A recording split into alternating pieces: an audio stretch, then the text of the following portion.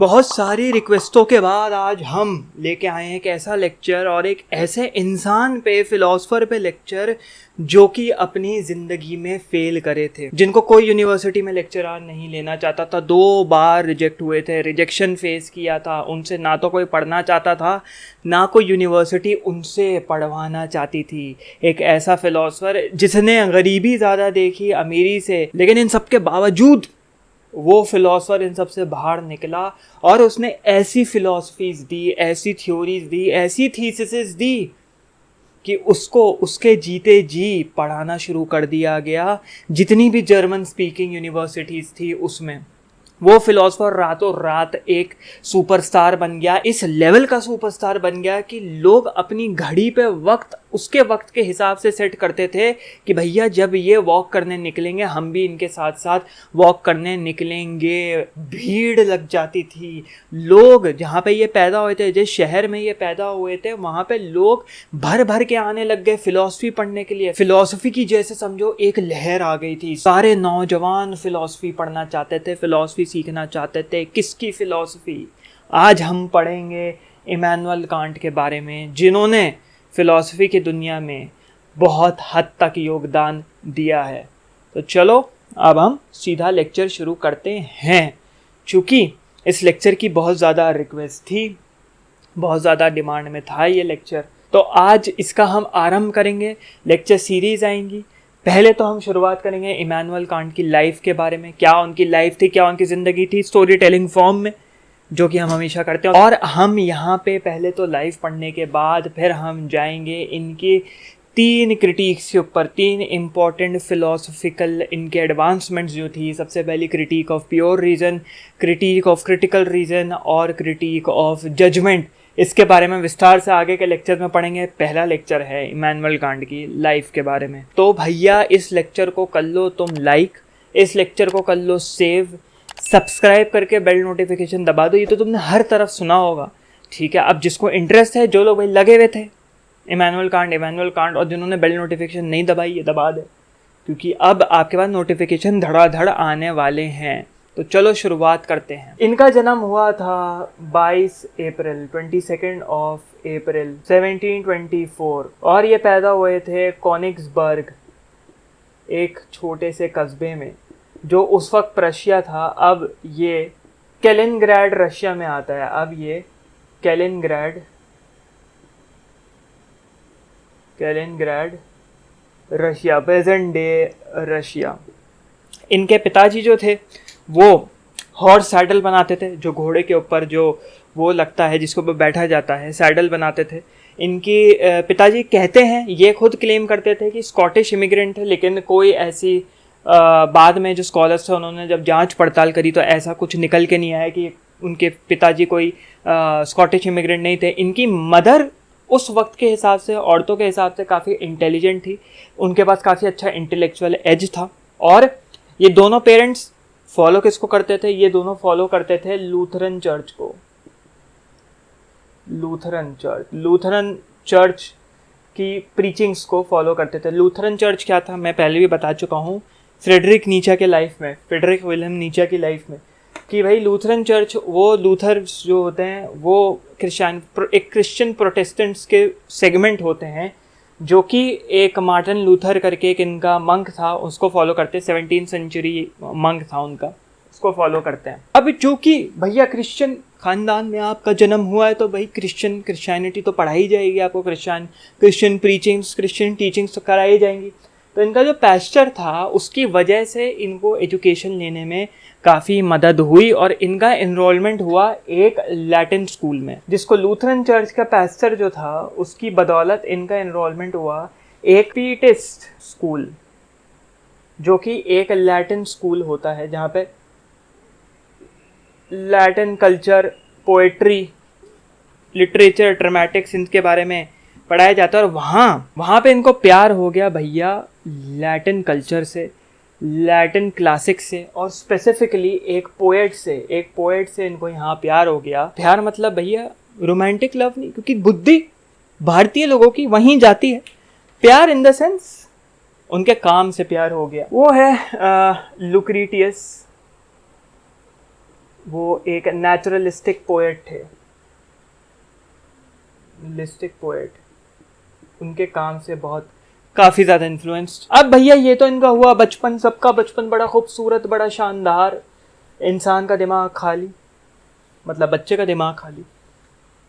अब इनकी ज़िंदगी असली शुरू हुई कट टू 1740, बचपन से लेकर कट टू 1740 में क्या हुआ भाई। 1740 में ये कोनिग्सबर्ग यूनिवर्सिटी में, कोनिग्सबर्ग, ये ओ के ऊपर दो गोले जो इनके होते हैं, दो बिंदियाँ, कोनिग्सबर्ग यूनिवर्सिटी में इनका इनरोलमेंट हुआ थियोलॉजी सब्जेक्ट में इनका इनरोलमेंट हुआ। लेकिन क्योंकि भाई ये होता है ना, माँ बाप चाहते हैं कि भाई मेरा भी लड़का पास्टर बने, नाम रोशन करे सोसाइटी में, सोसाइटल ऑब्लिगेशन उस वक्त बहुत ज़्यादा होते थे। लेकिन इनका भैया इमानुएल कांट भैया का, जो इमानुएल बाबा का जो दिल था वो कहीं और था, वो था मैथमेटिक्स और फिज़िक्स की तरफ। और इन्होंने क्या किया, इन्होंने पढ़ना शुरू कर दिया। वहाँ पे इंट्रोड्यूस किसी ने, इनके कोलीग ने या किसी ने इनको इंट्रोड्यूस करवा दिया, किससे? Isaac Newton. आइजैक न्यूटन उस टाइम से लेके तुम समझो एल्बर्ट आइंस्टाइन के टाइम तक भगवान थे। Isaac Newton was considered to be a god, demi god मतलब आधा इंसान आधा भगवान। तो आइजैक न्यूटन से इनका यहाँ पे इंट्रोडक्शन हुआ, उनकी थ्योरी से, उनकी चीज़ों से, उनके काम से। और 1744 में उनसे इंस्पायर होकर 1744 में इन्होंने अपनी किताब लिखनी शुरू कर दी, बुक ऑन काइनेटिक फोर्सेस। भाई अब आ गया इंटरेस्ट, भटक गए पेरेंट्स के हिसाब से, भटक गए। और इन्होंने अपनी पहली किताब काइनेटिक फोर्सेस फिजिक्स के ऊपर लिखनी शुरू कर दी। 1746 में इनके पिताजी का देहांत हो गया, ठीक है, जब ये 22-23 साल के थे तो इनके पिताजी का देहांत हो गया। और इत्तेफाक की बात है कि मेरे भी फादर का, जब मैं अभी 22-23 साल का था, मेरे भी फादर के अभी ही डेथ हुई है। तो 1746 में इनके पिताजी का देहांत हो गया और इन्होंने अपनी पढ़ाई छोड़ दी। क्योंकि ये एक अंडर ट्यूटर नहीं लग पाए। वहाँ पे कोई पोस्ट होती होगी लेक्चरार से पहले या कुछ भी, एक बेसिक पोस्ट, वो नहीं लग पाए। तो इनको अपनी पढ़ाई छोड़ देनी पड़ी क्योंकि गरीबी आ गई थी इनके ऊपर। अब इनको अपने को सस्टेन करना था, अपना पेट पालना था। भैया घूम फिर के दुनिया में हर चीज़ की लड़ाई तो पेट की ही है, सब चीज़ पेट के। तुम कितने बड़े फिलोसफर हो जाओ, तुम कितने बड़े फिजिसिस्ट हो जाओ, लेकिन जब तक अपने को पाल नहीं पाओगे तो फिर सर्वाइवल ही नहीं होगा, तो कहाँ से दोगे थ्योरीज। फिर इनको 1746 में तुम समझो 3 फैमिलीज़ एक के बाद एक इनको जॉब मिल गई वहाँ पे एज अ फैमिली ट्यूटर, वही बच्चों को पढ़ाना, फिजिक्स मैथमेटिक्स वगैरह वगैरह पढ़ाने की जॉब मिल गई। और वहाँ इन्होंने सीखा कि भाई इन्फ्लुएंशियल जो लोग होते हैं सोसाइटी के, वो कौन होते हैं। तभी आगे जाके इमानुएल कांट जो है, उनको कहा, दिखने में वैसे तो बहुत कमज़ोर से थे, पतले से थे, लेकिन दिखने में बड़े स्मार्ट थे। और क्या करते थे, पार्टीज़ में बहुत उनका आना जाना था, ठीक है, पार्टी में बहुत आगमन वगैरह था। लेकिन क्यों, और उनके दोस्त कहते हैं कि भाई ये हर वक्त पार्टियों में घूमता रहता है। और क्यों? क्योंकि इनका इंट्रोडक्शन 1746, जब ये समझ लो 22-23 साल के थे, पिताजी का देहांत हो गया, तो जिन फैमिलीज़ के लिए काम किया वो एलीट क्लास फैमिलीज़ थी जिनको ट्यूटर किया। तो वहाँ पे इन्होंने सोशल ग्रेस सीखी कि अपने को प्रेजेंट कैसे करते हैं। उस ज़माने में एटिकेट्स बहुत बड़ी चीज़ होती थी, तुमने पढ़ा होगा जिसने हिस्ट्री पढ़ी है, औरतों के लिए भी और मर्दों के लिए, कि एक तरीके से अपने को प्रेजेंट करना है। आज की डेट में भी यूरोप में एटिकेट्स, जब तुम जाओगे स्कैंडिनेवियन कंट्रीज़ में जाओगे, या तुम जो वहाँ के ड्यूक्स वगैरह होते हैं, वहाँ की क्वींस होती हैं, वहाँ की जो रॉयल फैमिली होती है, वहाँ पे भी एटिकेट्स का कल्चर कहीं ना कहीं चलता है, ठीक है।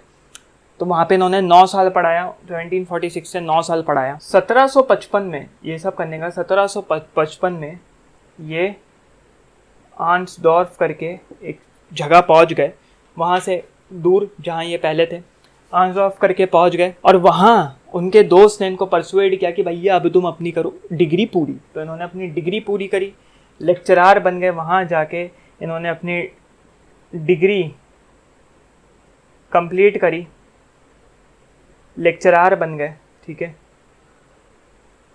लेक्चरार बन गए।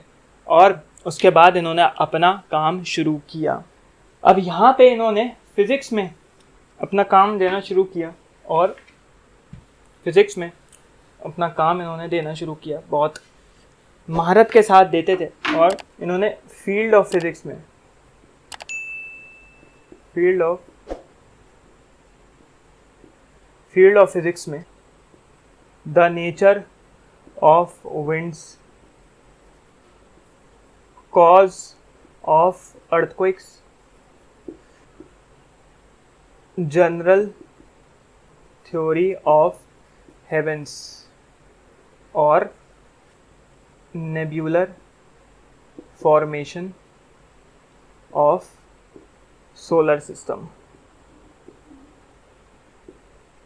ठीक है, जो कि बाद में इसको लैप्लेस जो थे, एक और साइंटिस्ट, लैप्लेस ने इसको आगे प्रोसीड किया, ये nebular formation of the solar system, और इसको कांट लैप्लेस थ्योरी कहा जाता था, थ्योरम कहा जाता था। और ये थ्योरम बेसिकली ये है कि गैसेस से तुम्हारा जो है जितनी भी सेलेस्टियल और हेवनली बॉडीज़ है गैसेस से बनी है, और कंडेंस होके गैसेस बनी है। अब इन्होंने क्या किया, इन्होंने न्यूटन के तो बहुत बड़े फ़ैन थे, लेकिन न्यूटन को थोड़ा सा ये क्रिटिसाइज़ ये करते थे कि ये न्यूटन जो है फ़िलासफ़िकल इम्प्लीकेशंस पे ज़्यादा ध्यान नहीं देते न्यूटोनियन फ़िज़िक्स की। न्यूटोनियन जो फ़िज़िक्स थी, जो न्यूटन की फ़िज़िक्स थी, उसको न्यूटोनियन फ़िज़िक्स कहते हैं, क्लासिकल फ़िज़िक्स कहते हैं। उसमें इन्होंने मेटाफिज़िक्स को ज़्यादा नहीं छेड़ा है, इन्होंने उसके फ़िलासफ़िकल इम्प्लीकेशंस को ज़्यादा नहीं छेड़ा है कि फ़िलासफ़िकली इसका इम्पैक्ट क्या होगा। तो इन्होंने आगे जाए ज़िंदगी में ये सब करना भी शुरू कर दिया, उसके फ़िलासफ़िकल इम्प्लीकेशंस देने शुरू कर दिए। वहाँ पे थोड़ी सी नाराज़गी इमैनुअल कांट की, किससे?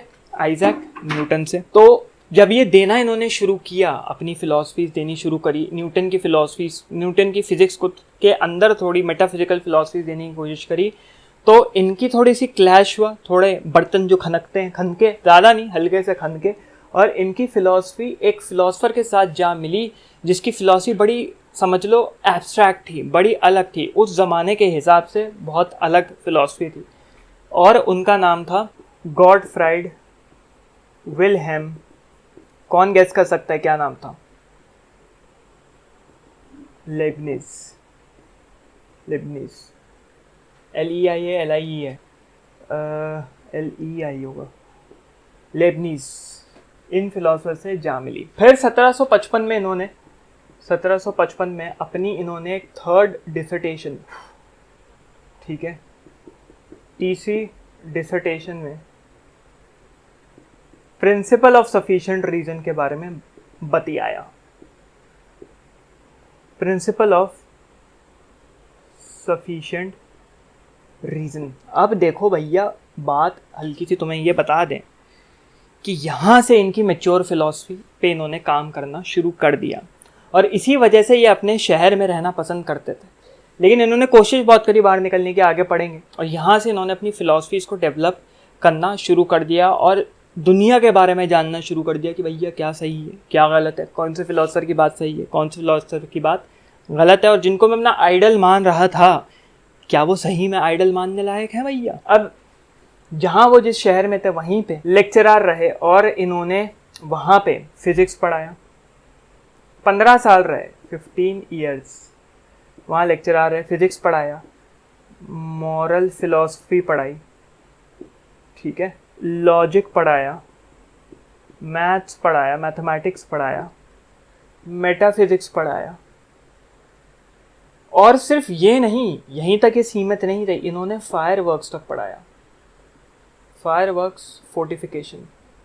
अब फोर्टिफिकेशन क्या होता है वो तुम देख लेना, फायर वर्क्स में क्या पढ़ाते हैं, जिसको इंटरेस्ट से देख लेना। देखना था, मैं देखना भूल गया, लेकिन जनरली फोर्टिफिकेशन वही होगा कि राजा, सेना वगैरह फोर्टिफाई कैसे करते हैं अपने कासल को, अपनी प्रजा को, अपने उसको क्या बोलते हैं कासल को हिंदी में यार, जो भी होता है, ठीक है।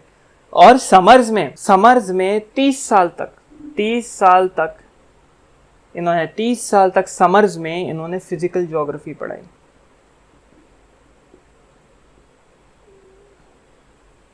फिजिकल ज्योग्राफी पढ़ाई इन्होंने, मतलब हर चीज़ में, हर फील्ड में इनको महारत थी। हमारे इमैनुअल बाबा। अब इनको मिलने लग गए भैया सक्सेस, इनके तरफ आने लगी सक्सेस, ये कामयाबी की तरफ बढ़ने लग गए एज अ लेक्चरर, और इनकी बहुत इज्जत होने लग गई। देखो, फ़िलासफ़ी की दुनिया में जो एक अच्छा लेक्चरर होता है उसकी काफ़ी इज्जत होती है, क्योंकि फ़िलासफ़ी एक ऐसी चीज़ है, चाहे फिलॉसफी हो, फिजिक्स हो, मैथमेटिक्स हो, हायर एजुकेशन में या नॉर्मली भी, जो तुम्हें फिलॉसफी समझा पाए, जो तुम्हारे तक फिलॉसफी पहुंचा पाए आसान भाषा में, सरल भाषा में, और ये उसी के लिए जाने लग गए कि भाई ये बहुत अच्छी फिलॉसफी पढ़ाते हैं, बहुत अच्छे लेक्चरार हैं, ह्यूमरस हैं, विविड हैं, खुल के पढ़ाते हैं। लेकिन वो चीज़ उनकी किताब में नहीं झलकती थी, उनकी किताब कुछ और ही कहानी उनके लिए कहती थी। तो उनकी बड़ी वो होने लग गई, बड़ी चर्चा होने लग गई शहरों में कि भाई ये एक फ़िलासफ़ी का टीचर है, बहुत सब्जेक्ट पढ़ाता है, बहुत इंटरेस्टिंग तरीके से पढ़ाता है। सब पढ़ाते थे, वो फिज़िक्स पढ़ाते थे, वो मैथमेटिक्स पढ़ाते थे, फ़िलासफ़ी पढ़ाते थे, ज्योग्राफी पढ़ाते थे, ह्यूमैनिटीज़ के सब्जेक्ट जितने हो सकते थे पढ़ाते थे, बहुत कुछ पढ़ाया उन्होंने। जहाँ पे वो पैदा हुए थे कॉनिग्सबर्ग में, वहाँ पे 2 बार वो रिजेक्ट हुए लेक्चररशिप के लिए। अब पता नहीं उनकी कोई अपनी अंदर में रिफ्यूट्स होंगे, क्या होंगे, लेकिन 2 बार रिजेक्ट हो गए और वो वहीं जाना चाहते थे, कॉनिग्सबर्ग में जाना चाहते थे। उनको बर्लिन से lecturer as a professor in poetry के लिए बर्लिन यूनिवर्सिटी या बर्लिन में कोई यूनिवर्सिटी से आया था कि भाई आइए वहाँ पे पढ़ाइए। उन्होंने मना कर दिया कि नहीं भाई, मैं अपने शहर की पीस मेरे को ज़्यादा प्यारी है, अपनी शहर की शांति ज़्यादा प्यारी है, क्योंकि मैं यहाँ पे अपनी फ़िलासफ़ी को और मैच्योर करना चाहता हूँ। हर फिलासफर अपनी एक कोर फिलासफी लेकर उसको मैच्योर करता है, ठीक है, उसको उसके ऊपर काम करता है, उसको आगे बढ़ाने की कोशिश करता है। अब 1760s में इनके ऊपर एक शिफ्ट आया, काफ़ी तगड़ा शिफ्ट आया। 1760 में इन्होंने क्रिटिसिज्म ले लिया, और छोटा मोटा क्रिटिसिज्म नहीं, थोड़ा होता है भाई छोटा मोटा इधर उधर क्रिटिसाइज कर लिया, नहीं, अटैकिंग क्रिटिसिज्म इसको बोलते हैं। अटैक, एकदम वार करने वाला क्रिटिसिज्म। किसके ऊपर? लिबनीज, बहुत प्रोनाउंसिएशन है, वुल्फ और बॉमगार्डन, ये जो एक फिलोसफर थे, इन तीनों के ऊपर काफ़ी क्रिटिसिज्म दिया। लेकिन एक फिलोसफर से बहुत ही ज़्यादा इन्फ्लुएंस, इन सब के ऊपर तो इन तीनों के ऊपर क्रिटिसिज्म दिया, एक फिलोसफर से काफ़ी ज़्यादा इन्फ्लुएंस, जो कि रोमांटिक पीरियड के एक फिलोसफर थे, रोमांटिसिज्म, एक रोमांटिसिस्ट थे। कौन समझ सकता है उस टाइम का कौन फेमस, या उससे पहले का कौन फेमस रोमांटिसिस्ट था? जी आगे बताओ। जॉन जैक्वे रूसो, ये फ्रेंच रोमांटिसिस्ट फिलोसफर। रोमांटिसिज्म क्या होता है भैया? रोमांटिसिज्म, रोमांटिक प्यार नहीं, कोई लगाव नहीं। रोमांटिसिज्म मतलब इंडिविजुअल पे ज़्यादा फोकस, एक शिफ्ट था। आर्ट्स, ठीक है, आर्ट्स के ऊपर फोकस, एक इंसान की प्रिमेसी के ऊपर फोकस, अपने ऊपर फोकस। इन अ नटशेल, पढ़ लेना और जो हो गलत हो तो नीचे बता भी देना। वो था तुम्हारा रोमांटिसिज्म। ज़्यादा घुसेंगे नहीं अंदर, यहाँ रोमांटिसिज्म को लेक्चर है नहीं। 1770 में इनको 15 साल 15 ईयर्स एज लेक्चरर इनको chair of metaphysics and logic मिल गई, ठीक है, जहाँ पे इन्होंने, तुम समझ लो, मरने से कुछ साल पहले तक पढ़ाया। और 1781 ही होता है शायद, 1781 से लेके अगले 9 साल तक इन्होंने अपने 3 क्रिटिक्स दिए। क्रिटिक ऑफ प्योर रीजन, ठीक है, क्रिटिक ऑफ प्रैक्टिकल रीजन और क्रिटिक ऑफ जजमेंट। इन तीनों के बारे में हम आगे नेक्स्ट लेक्चर 2, 3 ये इन्हीं के बारे में होगा, इन्हीं की, और ट्रांसेंडेंटल आइडियलिज्म, इन सब के ऊपर जो इसी में कवर होते हैं होगा। तो ये इन्होंने मैच्योर फिलॉसफी अपनी दी, जो अपने में ही अलग थी, अटूट थी, डिफरेंट थी। बस ये हुआ नहीं, इनकी फिलॉसफीज पढ़ी नहीं गई, और भैया most of the German speaking universities में इनकी फिलॉसफीज पढ़ाने लग गए, स्टार बन गए रातों रात। इमैनुअल कांट, फिलॉसफी के फील्ड में तुम्हारे जीते जी तुम्हारी फिलॉसफीज फेमस होना और पढ़ाए जाना बहुत बड़ी बात होती है, उसको रातों रात स्टार बनना ही कहते हैं। वरना बहुत अनलकी लोग होते हैं, बहुत अनलकी फिलोसफर्स होते हैं, जैसे फ्रेडरिक नीचे, जिनके मरने के कितने सालों बाद उनकी फिलॉसफीज प्रोमिनेंट हुई। तो रातों रात ये फेमस हो गए, इनकी फिलॉसफीज पढ़ाने लग गए जर्मन स्पीकिंग यूनिवर्सिटीज़ में। श्राइन बन गया कॉनिक्सबर्ग, एक श्राइन बन गया। श्राइन मतलब तुम समझ लो एक, अच्छा हिंदू लोगों के लिए वैष्णो देवी होता है नॉर्थ में, नॉर्थ की बात कर रहा हूँ, मुस्लिम लोगों के लिए कुछ होता है, और क्रिश्चियन लोगों के लिए कुछ होता है, जू लोगों के लिए कुछ होता है, ठीक है। वैसे ही कॉनिक्सबर्ग श्राइन बन गया फ़िलॉसफी सीखने के वाले स्टूडेंट्स के लिए, और लोग भर भर के आने लग गए, इतने इस लेवल पे आने लग गए कि गवर्नमेंट, प्रशियन गवर्नमेंट तक उसको स्पॉन्सर करने लग गई। प्रशियन गवर्नमेंट का तक फ़ायदा हुआ इसमें बहुत ज़्यादा। तो इमैनुअल कांट बिकेम सक्सेस, जो कि 2 बार रिजेक्ट हुए थे, सक्सेस बन गए। और जो मैंने स्टार्टिंग में बोला, ये इतने ज़्यादा फेमस हो गए थे कि लोग अपनी घड़ी पे वक्त इनके वक्त से मिला के रखते थे कि भैया जब ये आदमी वॉक पे जाएगा तब हम भी वॉक पे जाएंगे, और आगे पीछे करना लोगों का। और ये बूढ़े हो गए थे, इनकी तबीयत बहुत ज़्यादा ख़राब हो रही थी, झुक गए थे, पतले हो गए थे, चेस्ट छाती अंदर चली गई थी, लेकिन वॉक रोज़ करते थे। बस एक बार इन्होंने वॉक छोड़ा, और वो वॉक छोड़ा कब, जब ये इनका जीन जॉक रिक्वे का ईमेल करके एक ट्रीटीज़ आई थी, जिसको पढ़ के एकदम ये अंदर से वो हो गए थे, संतुष्ट नहीं थे, इनग्रॉस थे, एकदम दुख था इनको पढ़ के। तो इतने दुख में थे कि ये घर से बाहर ही नहीं निकले, बस वहाँ इन्होंने मिस किया। 1700 यहाँ लिख देते हैं,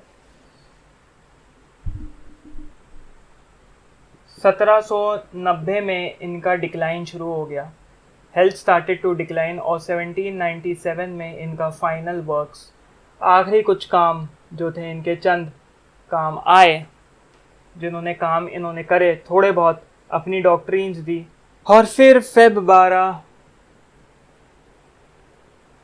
1804 में इनका देहांत हो गया, कॉनिक्सबर्ग में इनका देहांत हो गया। बड़ी पेनफुल डेथ, इनके दोस्त भी बड़े इनकी डेथ को देख के बड़े सैडेंड थे, बड़े दुख में थे, इनके लिए खुद के लिए बड़ी पेनफुल डेथ थी, बहुत बीमार चल रहे थे।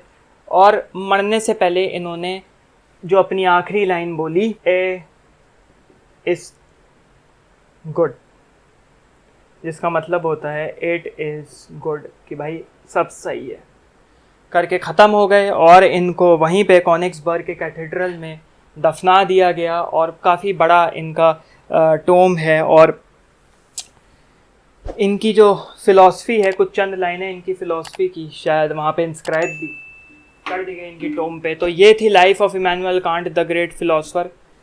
तो ये लेक्चर इतना ही था। अच्छा लगा हो तो भैया कर देना आप लाइक, और बेल नोटिफिकेशन के बारे में बात करी थी वो तो कर ही देना, वो भी बहुत इंपॉर्टेंट है। और अब हम इमैनुअल कांट को लेके चलेंगे, इनके क्रिटिकल रीजंस के बारे में बात करेंगे, ठीक है। अब भैया आप भी कट लें, हम भी कटते हैं, मिलते हैं किसी अगले लेक्चर में। चलिए भैया कट लें आप।